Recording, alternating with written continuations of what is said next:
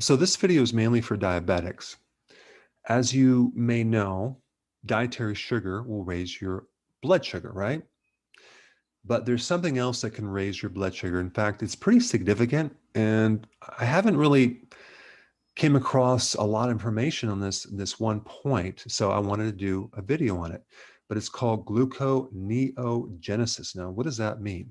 Well, it's a big word that basically means your body is generating new glucose from non-sugar or glucose sources, non-carbohydrate sources. Okay, so your body can make new sugar from fat or protein. Okay, so your high blood sugar is not just about your dietary sugar. It's about your body is actually making sugar from other things. In fact, the amount of sugar in your blood is significantly coming from gluconeogenesis. And this is because diabetics have an enhanced gluconeogenesis. So your liver and your kidneys are just making tons of sugar, raising your blood sugar. It's very important to know that our bodies don't need much sugar, okay? There's only a very few parts of our body that is dependent on sugar. Everything else can live on other sources of fuel, like fatty acid and ketones, okay?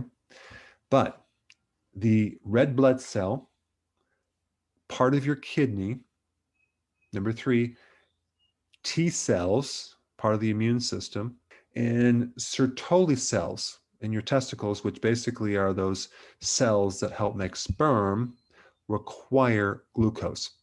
But everything else in the body can use other types of fuel. So we don't need much. And this also means that our body has the ability to make the sugar. The bottom line is we don't need sugar or carbohydrate from our diet in any way, other than maybe some dietary fiber, which is considered a carbohydrate, but our bodies can't even digest that. Our microbes digest that and turn that into various things. So the question is, if you're diabetic, why is your body doing this? Why is it making so much sugar? Well, that is because insulin is not working in your body. Even though there might be high levels of insulin in the blood, which is rarely ever tested, you have insulin resistance, so it's dysfunctional. So really, insulin is not doing its job because insulin normally inhibits gluconeogenesis, okay? It actually keeps it in check. The real problem is insulin resistance. That is what's causing the high level of sugar in your blood. So what is the solution? The solution is to focus on fixing insulin resistance.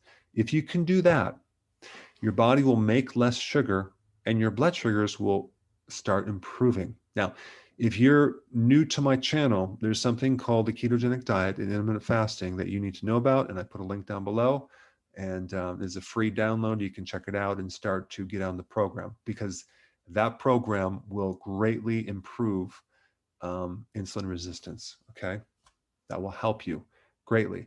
But for those people that are on the ketogenic diet and you had a blood sugar problem and you're seeing improvements and you're not eating much carbohydrate, but your blood sugars are still high, well, now you know why they're high, because it's not the dietary sugar.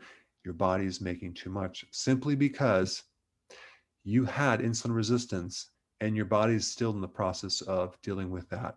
And it does take time to reverse insulin resistance. It could take months. It could take up to 6 months to a year to fully resolve that condition. The key is to not give up, to stay consistent, and to understand what's really going on. Hey, before you go real quick, I have a course entitled How to Bulletproof Your Immune System. It's a free course. I want you to take it. And here's why. Here's you. Here is your environment. Everyone is focused on this over here, avoiding your environment. But what about here? What about strengthening your immune system? That's what's missing. This course will show you how to bulletproof yourself, and so you can tolerate and resist your environment much better by strengthening your own immune system. I put a link down in the description right down below. Check it out and get signed up today.